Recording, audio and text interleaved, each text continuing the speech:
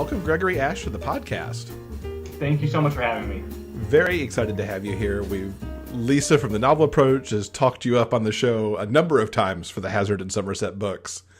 She's so nice. And, thank you. Yeah. I finally took the plunge and was like, had my mind blown promptly thank you. with that first book. So you've actually been publishing since 2011. Yes. I know, right? That's a while. As we sit here, in 2019 now. Yeah, I know. What got you started? So I was thinking about this when you kind of sent me your list of questions, and I was like, well, the joke answer is I realized I wasn't getting any younger. I was pretty young. I was 25. It was 10 years ago when I really started writing seriously. I was 25. I'd written a lot when I was a kid. I think a lot of people grew up to be writers. I really enjoyed it.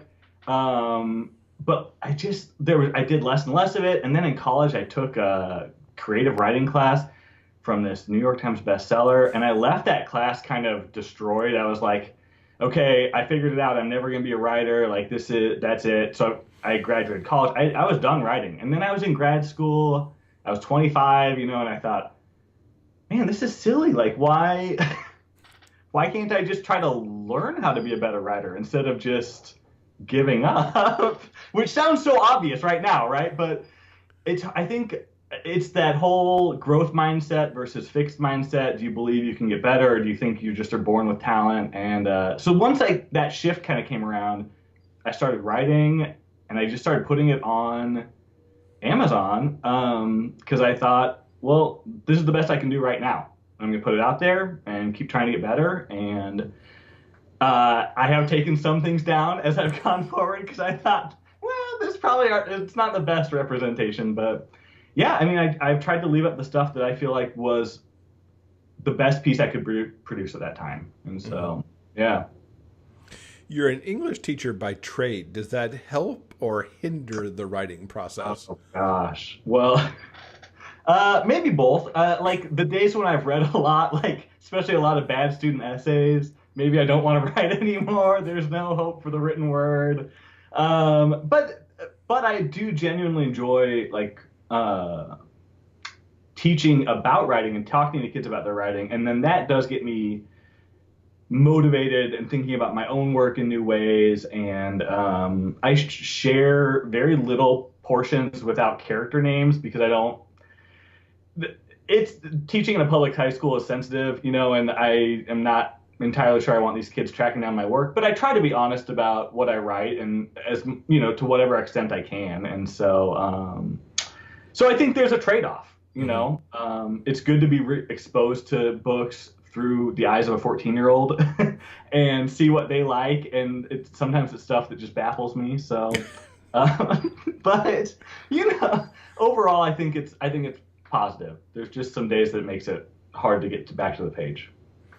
Do you find yourself getting to nurture potentially writers of the future? Do you find those certain kids who you think one day you might be reading their book? Yeah, well, and I would say the short answer is yes, absolutely. The longer answer is it's fewer than I expected, actually. And I think that might be because the curriculum is so geared away from creative writing that most of the time when I do encounter those students, it's because they're writing on their own time for their own pleasure. And that's really fun for me because that's why I write too. But it's just, that's always going to be the minority, I think, of people that make that active effort outside of a requirement to write. So sure. Yeah. So what are some of your author influences, both growing up and with what you write now? I thought I kind of wrote my list out of these because I kept getting longer and longer. And finally I thought, okay, well, you have to stop somewhere. I would say I read all these fantasy novels growing up. And I guess for the longest time, I thought I was going to write fantasy novels, and some of that kind of speculative fiction still creeps into some of the books. But it was really when I started reading Stephen King and Agatha Christie that something started to click for me about how the stories I like worked. And I think really those two are the biggest influences. Even though I don't write horror, I think Stephen King has just written so extensively and so compellingly in a lot of genres that was really transformative for me. And I didn't find him until I was in my 30s. I was like, I know it came to him pretty late, actually. I think because of all the bad '80s movies. Like I was so turned off by these made-for-TV movies and like the low-budget effects, and I was like, man, this guy, it feels like I'm going to be reading some kind of hack. And then finally, I do like the Stanley Kubrick Shining so much that I was like, well, I should at least read that one, and I was hooked. So yeah. What's a good one to get hooked on? Oh yeah, yeah. But I mean, and I don't know if this is true for you, but like I feel like some authors you come to at the right time. And if I had read him 10 years earlier, I don't know if that would have impacted me the same way. Yeah, I actually think that's true. Yeah, like for me, a lot of Stephen King happened in high school. Okay, sure. And like I was so hooked on The Stand. Oh yeah, and still, to this day, I think that's one of my all-time favorites, and just the way he crafted that epic story. Oh, it's incredible. Yeah. That one and It are kind of balanced in my mind as his biggest kind of, I don't know if masterpiece is the right word, but like the most impressive kind of in terms of scope and everything. Yeah, It as a book I like. I can't do the movies. Oh, I agree. I'm with you. Yeah, the clown visible is too much. Now, back to your own work, now that we've plugged Stephen King for a bit. That's silly. You've released 6 Somerset and Hazzard books in the past year. Yeah. Tell us about the series for those who may not be familiar. Yeah, thanks. Oh, thanks for giving me that chance to talk about it. I mean, Hazzard and Somerset is, I guess most people will tell me that it is a slow burn, like hate to love story, right? Like these guys start off hating each other. They have a past of one of them was bullying the other in high school. And Hazzard, who's I think kind of our primary protagonist, a lot of that arc is about him and his growth across the books. He loses his job as a detective in St. Louis. He's forced to move to his hometown. He's not, well, I mean, there's some circumstances. He moves back to his hometown, takes a job on the local force there as a detective, and finds himself partnered with his former bully. And a lot of the story is about them trying to figure out how much the other has changed, and I think finding this attraction that is rooted in childhood and rooted in, I think, the things that made them come into conflict in childhood, and kind of exploring how that recurs as they're adults. Mm-hmm. And then their mystery, all of this is wrapped inside the framework of individual mystery. So each novel has its own standalone mystery that they're trying to resolve as the relationship progresses. And they're not easy mysteries. Well, I hope not. Thank you. I mean, I'm really trying because I love a mystery. Every once in a while, like Amy Lane, who I love, she read the first one and she texted me that night. And she was like, "Oh, it was so good. I did figure it out." And I was like, "Dang you, Amy Lane, you figured it out." She figured it out? Yeah, but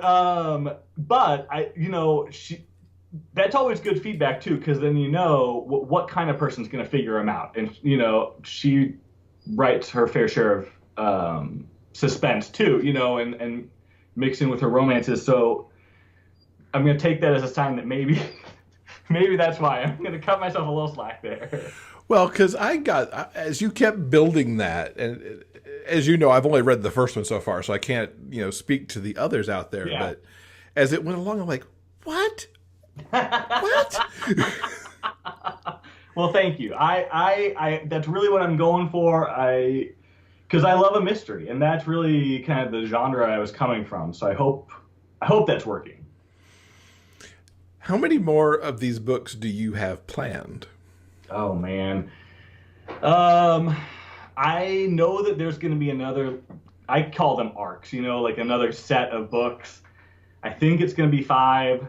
I don't know, because I've been really trying to hash out this trilogy that I'm going to write before I get back to Hazzard and Somerset. And so I have a draft of what that outline looks like for Hazzard and Somerset. But I feel pretty tentative. Like I feel like there's a lot of wiggle room in there, so it would probably only get longer. That seems to be my curse. I don't think it ever gets shorter. So yeah, but that's kind of the plan. Is another arc, kind of looking at them. Book 6 has a lot of major changes for them, not just in their relationship, but like in their careers and in kind of the things that are driving them and motivating them. And it also has some changes, pretty significant changes in the town. So those books are going to be about their relationship and like these, I mean, I think you can already tell in the first book, no matter how good it gets, there are going to be these like tectonic fractures in it all the time because, they're just hard-headed and they have tempers and they have this past. And so kind of looking at how their relationship moves forward under these new conditions that they're working under. So that's the plan.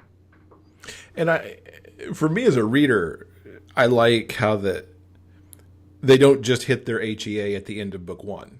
Mm-hmm. It keeps growing and changing and going through life, if you will. Right. Well, I hope that, I felt like there was some of that in Hacker Tracker as well. Like this idea that if the story's really complete, there's a little bit of a lack of verisimilitude. And that's not a problem necessarily. Like, I think that's really enjoyable with a lot of things. Most movies I want to end and be closed. But that just wasn't what I wanted with these books. Like, I wanted to really take my time and look into it. Now not everybody likes that. But, but that I think, that's one way to offer a story and one way to tell a story. And so... Yeah, there's always the fractions who always want their HEA and then to move on to another couple or, but I like, we were talking about Layla Rainey's books that I recommended to you as we started. She does the same thing where these folks arc through trilogies. Right. So, well, and I think that's one of the questions I think is how that can be sustained, to what extent can it be sustained and under what conditions. And so I think that's why I kind of stepped away from after book 6 and said, I need to think about what's the next set of issues that people face in a relationship. What's an honest way to think about how relationships grow, because they do have I would say a happy ending. I don't know if it's a happily ever after ending in book 6, but I'll not to give any spoilers, I leave enough open, I think, to say, well, these guys aren't perfect. There's a lot of ways that relationships can go wrong, as anyone who's been in a relationship knows. There's like a million ways for them to go wrong and usually only one way for them to go right. And so that's kind of the way I'm trying to figure that out as I go forward. What's your process been in these first 6 books? Like, for example, did you know from the get-go you were going to do 6, and so you plotted from there, or? No, I think I plotted them in 2 halves, and I knew, and it was actually uneven halves. So it's 2 parts, I should say. So like I plotted from 1 to 4, and 4 is a major turning point in the series. And when I got to the end of 4, I knew that I'd left some things unresolved, but I also didn't want to drag those things out. Like, I knew what needed to be taken care of, and I knew how to get there. So then there were 2 more books to kind of tie up those issues. And then that was when I said, okay, I know I've worked through the things that I set up for myself in this series, and now is a good stopping point to step back and start thinking about what's the next set of things, what's the next set of problems. So to that end, did you have like one master outline you were working from, or? So I don't even outline. And that's not entirely true, because I do, and then I start writing the book and it all goes out the window. Like, I write these really complicated outlines, and I've got like clues built in there and my villains, and I've got the stages in the relationship. And every time, whatever idiot is sitting in the back of my head pulling the levers ends up making something totally different happen. Not totally different, but substantially different. So what I've tried to do is just embrace that and say, well, I prepare as best I can. You know, I write these outlines. Usually most of the mystery elements come through pretty clearly. The relationship stuff never turns out the way I thought it was going to. And that's, I used to get really frustrated by that and freak out about it. And there's that Stephen King book on writing, and one of the things that he talks about in there that really resonated with me when I came to it was this idea of telling a story as like excavation, like archaeology, and that you're kind of uncovering these layers and dusting off more layers and doing a little bit more dusting and uncovering some more. And to me, that has been kind of true. Like there's some uncovering and then a lot of going back and fine tuning. Now, 6 books in a year. Oh man. That's a lot of books. And presumably, maybe the first 2 of those books got written in 2017 and came out in 2018. Yeah. But that's a lot of books. It was a lot You're of a books. school teacher. How does all this happen? Well, not easily, I can tell you. I mean, that's not entirely true. I mean, so when I was thinking about this, and I was like, well, there's 2 answers. Like, one is I worked hard. I mean, and that's true. Mm-hmm. Like, one is that I was lucky. And I was lucky in the sense that things just go wrong in life all the time, and like things come up and there are complications. And I just was really lucky that, so I write basically 2,000 words a day, every day. And I'm real good at keeping to that until I'm not, until something goes wrong at work or until something goes wrong with my family or in my personal life. And for 8 months, I was lucky that worked, and I was able to really dedicate myself to writing every day, revising every day, juggling multiple books. Having that summer off helps, because I can sit and write for 8 hours, which is a luxury that most people don't have. But like the last 4 months, that has not been true. Like I have really had a lot of things come up, and it slowed my productivity drastically. And I finally had to get to a point where I was like, well, listen, either I can be incredibly unhappy about that and bemoan the fact that these books aren't happening as fast as I want them to, or I can just be really grateful that I had that great stretch where I was able to get the Hazzard and Somerset books written. And at this point, I'm just going to do my best, work on these things as best I can. And, hopefully I'll hit one of those smooth patches again and get real productive again. But yeah, I mean, it's just, I know that's true for everybody, right? I mean, is that true for you? You find that there are things that just get in the way? And oh yeah, because you're juggling a lot as well. You have a lot of balls in the air. Yeah, and any one thing can derail something else. It's great that you had that stretch. Yeah, I felt really lucky. I mean, or fortunate or blessed or whatever word you want to use, but that really was exceptional. And so, some of it, I don't want to downplay the fact at some point everybody has to decide I'm going to sit down and write. Everybody has things going on. But, I was pretty lucky. And I think, summer's going to come again, and I'll have a good summer when I can, maybe catch up a little bit. So.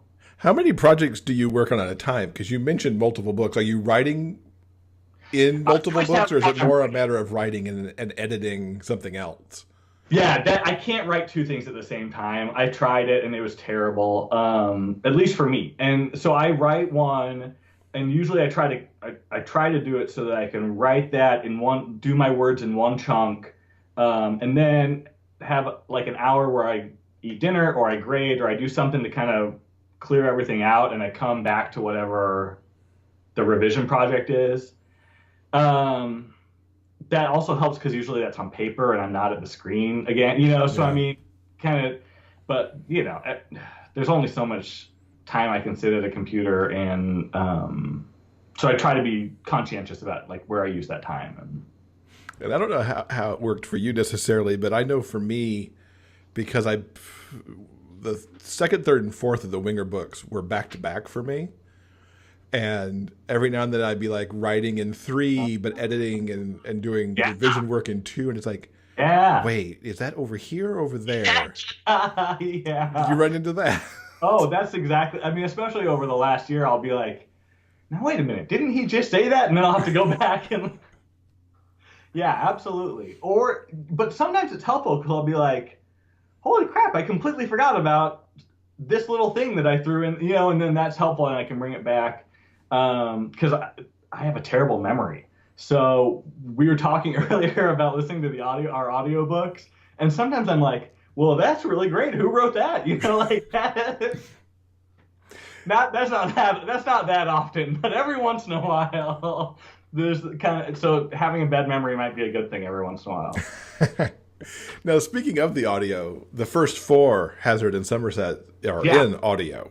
Yeah. Are you planning on getting the rest out there too, those last 2? Yeah, they will come out next year. So Tristan James, who is amazing and just such a good narrator, and he's done such a great job with these books, is also very busy because he's such a good narrator. So it's a kind of a balance of like getting the books in his schedule and getting them to line up with my schedule as well. And so I know I've got one on his calendar.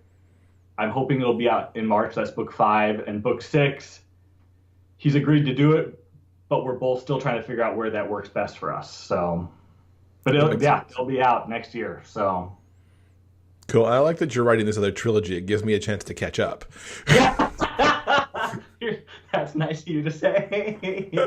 Yeah, it is kind of fun to step away for a while. I was going to ask you, how did you and Tristan come together? Yeah, I got lucky. I mean, that's the answer. Tantor Media, who produces a lot of audiobooks, contacted me and wanted to buy the rights for the first 3 Hazzard and Somerset mysteries. Nice. I was really excited. I said yes. And as you know, because I think we were talking about this earlier, at that point I had nothing to do with it. Like 3 months later, I got an email from them saying, well, here are your codes for the audiobook. And I was like, oh boy, I really hope, it's good, because that narrator can make it or break it. And so I listened to it and I was just like ecstatic. And when it came time to start doing books 4, 5, and 6, I just went ahead and contacted him and I was like, hey, you did an amazing job with these 3. Would you be willing to do the other 3? And he was really gracious about it. So. What was your feeling as you started hearing it for the first time and like, oh, that's Hazzard now and this is Somerset? Yeah. It's a little surreal. I mean, it's strange to hear these voices that are in my head pretty constantly, not to sound too disassociated, but like it's weird to hear those coming from somebody else. And that part I wasn't crazy about, but I did just love, because I think there's always a little bit of a disconnect. I mean, Tristan had to read the book and had to hear him in his mind, and so there's always a little disconnect, but he did a fantastic job, and I loved hearing them come to life and hearing the emotion in his voice and in their voices as they kind of go through the torture I put them through. And so it's just a real pleasure. Did the way he did the voices and the performance affect how you approached the characters or made them say certain things in the books that came after your first hearing? That is a great question. I've never even thought about that. If it did, I wasn't aware of it. Like, I'll have to think about that some more, because I know that like listening to the audiobooks affected how I plotted book 6, because I was listening to them again and I told you I have a bad memory, and I was like, oh yeah, I put that thing in there and I put that thing in there. And so a lot of things, it really helps me to make the arc complete and cohesive. But in terms of how he acted those characters, I'm gonna have to think about that. It's a great question. I'm sure the answer is yes. I just don't know how. Yeah. That's what I get for coming up with that question on the fly instead of giving It's a it to great you in the question. advanced set. No, it's a great question. I don't even. I think I'm gonna have to like really spend some time on that because the answer has to be yes. At some level, like I've been internalizing his version of those characters as I listen to them. So yeah, I'm gonna have to really think about that now. Right. We'll let people know on a future podcast what you come back with for that answer. I'll be a little more articulate that time. Yeah. Now, before you did Hazzard and Somerset, you had a YA mystery series called Hallow Folk. Yes. What's that about, and where was its inspiration coming from? So I had been writing those books. I Okay, so I'll tell you the inspiration and I'll tell you the rest of it. The inspiration is actually sad, but I mean not completely tragic. We had these family friends. I live in St. Louis. I had family friends here. They went through a terrible, bitter, messy divorce, and when it was all resolved, the wife took like their 6 kids and moved to a tiny town in Wyoming. And that first winter they were there, one of her sons attempted suicide. And I know it really haunted me. Like I knew these kids and it broke my heart. I mean, and I say it wasn't tragic because he is better now and received help. Right. But like that story, his story really haunted me. And I don't want to say that I like commercialized that or took advantage of that, but it did become like this germ in my head, and the story of the main character of those books, Vi, kind of coalesced around that and grew around that. And I really wanted to think about, well, like what is the despair that comes from being totally uprooted and put in a place where you know no one and it feels like no one cares about you. And so those books, at that point in writing, I'd been writing for, I don't know, 8 years or 7 years or 9 years, something like that. And I had just reached this point where I was like, well, it doesn't matter what I write because nobody's buying it. So I'm just going to write whatever I want to write. And I'm going to write things that I care about and stories that feel true to me. And so I wrote the first 3 of those books pretty close together. And then there's a lot of, it's much darker content matter than the Hazzard and Somerset mysteries, in the sense that it's a lot about abuse and self-harm and suicidal ideation. And I finally just had to step away from it because it was burdensome. It was, it was burdensome to carry that in my head all the time. And so he is a psychic. He is solving mysteries. The paranormal element deepens with each book, and kind of expands. Like the paranormal universe that he's operating in gets a lot bigger. So I'm writing the last book in that right now, and it is substantially different from the first one because there's a much stronger paranormal element to it than in the first few. But yeah, I've had people write me and say they responded really strongly to the way those themes are handled in productive ways, I should say. But like, it is not for people who might feel triggered by those issues. I mean, anyway, and I've tried to come to those from authentic places, but it's hard to deal with that, hard to write about that. And it's interesting, having not read Hallow Folk yet, and it's on my list because it's one of those that Lisa's like, you need to read that. Oh, so nice. That you say that it's darker, because at least in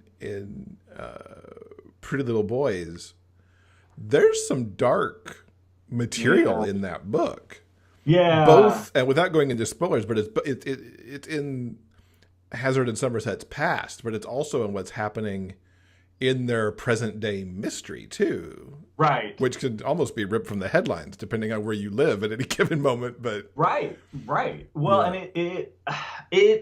And I guess when I say darker, I feel like, it's also written from a first person point of view, and whether that affects the reader the same way it affects me, I don't know, but I just know that for me that was it was a much darker headspace to inhabit. Where Hazzard and Summers are both, I think they're resilient and tough, and they have baggage and grief that they carry, like anybody does who makes it to adulthood. But they're not in the same place of despair that Vi is, and so maybe that's why, to me, maybe objectively, I don't know, maybe the content isn't actually any darker, but it sure felt that way. From the inside. Well, and I can see why first person would make you feel that way too, because you're in a different space when you're writing first versus third. Is that true for you as well? Like, do you feel that? Yeah. Yeah. Absolutely. There's just a closeness. That's not good That's not good language. I say to the English teacher, you're closer to the subject at that point because of you're in their head even more so. Right. So I could definitely see how that could bring the darker aspects closer. Yeah. And let's go finish our trip on the Wayback Machine here. The series you've got left on Amazon. It may not be your first series, but it's what's there currently. Yeah. The Sophistries of June. Maybe I hope I pronounced that right. Yeah. And that's got even more sci-fi in it from what I've seen in the blurbs. Yeah, it's definitely like a urban fantasy-ish speculative fiction kind of book. So it has some parallels to Vi's story, but I think it's substantially different. It's a boy who moves with his family to a small Midwestern town. He is like, his whole family is reeling from this tragedy that happened to them very recently. So it doesn't have the same, I'd say it looks at family dynamics. It looks at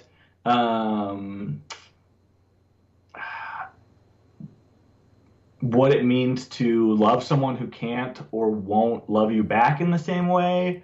And it kind of also how we heal from grief. And it's kind of all set within this framework of like a fantasy, right? So this boy who has magical powers is in this town, and he comes across what should be an impossible monster. Like, he knows about monsters, but this particular one should have been impossible. And so there's some mystery, right? He's trying to figure out, how is this possible? Why is it here?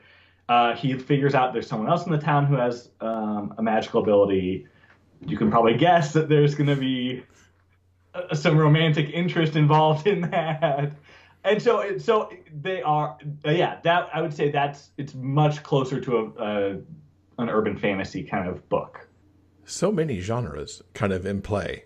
I mean, between the very real world rooted Hazzard and Somerset and some of these other paranormal kind of zones that you've worked in with Hallow Folk and Sophistries of June. Well, I mean, tell me if this was true for you, but for me, like, part of that was like the sandbox mentality. Like, I want to build whatever I want to build in my sandbox. But part of it too was, I think, learning a genre from the inside, from writing it, at least for me, was an important part of my process of learning to write in general, because genres ask you to do different things and to try different things. And so I think if I hadn't at least tried even those books I took down, boys, there were 2 epic fantasy trilogies that just had to come down. But like, even if I hadn't tried them, I think I wouldn't have learned a lot of the things that I learned along the way. For me, I still have a lot of interest in different ways that orientation and sexual identity complicate relationships and impede relationships. Sure. But I think hopefully moving beyond kind of well-established and well-worn, like, he's closeted and won't come out for me. Like, I hope that is slowly moving into the shadows. Who knows?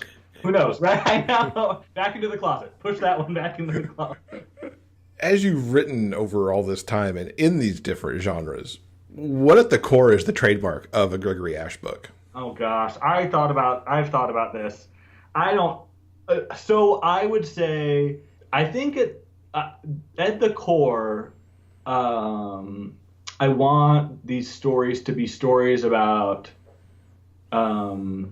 people and like exploring who these people are. And Flannery Connor has a great quote about like writing, and she says something like, real writing is when you write what that person like really would have done, or how they would have done, or how they would have acted, and that's harder than coming up with a plot. Like that's harder than anybody can write the story of A gets to B gets to C to get the magic X that does.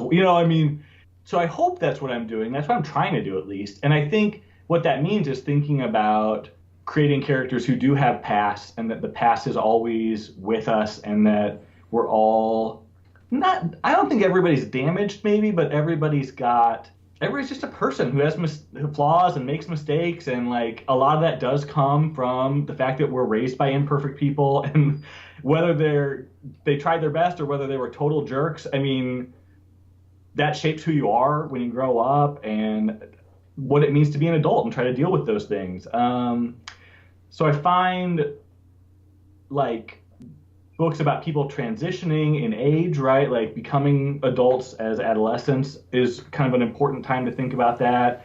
But like the Hazzard and Somerset guys are in their 30s and they're still thinking about that, and I think I tend to come back to issues about the importance of history, like in a world where nobody wants to learn about the past, like nothing past 5 years ago, let alone 50 years ago or 500 years ago. Like what it means to have power and like use power appropriately, especially in a relationship where you can hurt the other person in ways that nobody else can. I think those are things that keep coming up in my work, even though I don't have an agenda that I set out to write those things, but I think they're things that are in my soul and I'm worried about, and so Sure. They come out a lot. So I hope that's the right, at least kind of a hint of an answer, or like you can edit this all down, make it sound a lot better. Your bio says you read many genres as well. What's top of your reading list right now? Well, I just read this book called The Orchardist, which is like a literary fiction kind of book club fiction about, believe it or not, a man who has an orchard, and he's in Washington State, in the 1800s, and that was great. It was just beautiful nonfiction. Like I'm obsessed with this nature writer named Robert McFarlane. And I think he's like one of the best prose stylists around right now. Like especially for writing about the physical world, like he's English and writes primarily about like the British Isles. And like I read his books and it's like learning how to see better, if that makes sense. Like he just has this incredible acuity in the way that he perceives, and to me that's both really rewarding as a reader and like good training as a writer, like trying to help me see a little better. And then I'm reading, I always have books. I do juggle a few at the same time. Like I've got this Dennis, I don't know how to say his last name, Lehane, Lehane. Darkness Take My Hand. It's a mystery novel. And then Tad Williams, he wrote this fantasy series like 30 years ago called The Dragonbone Chair, that I just went back to because it had kind of been like percolating in my memory. Like I knew I had enjoyed those books as a kid, but I didn't really remember them. And so I'm just it's on my phone, and when I have a free minute, I read through a little bit more. So that's cool. We've kind of hinted around at it a little bit as we've worked through this, but what's coming up next for you? What's the definitive, here's what's next? Here's what's next, yeah. The last Hollow Folk, that is hard to say. That last one is coming out, I hope early next year. Like I'm almost done writing it. then I got to revise, then I got to get, but like I'm at least almost done writing it. And so that's going to be next. And then I'm writing a trilogy with a private detective, actually two private detectives. They're partners who don't get along, obviously. And they're going to be in St. Louis.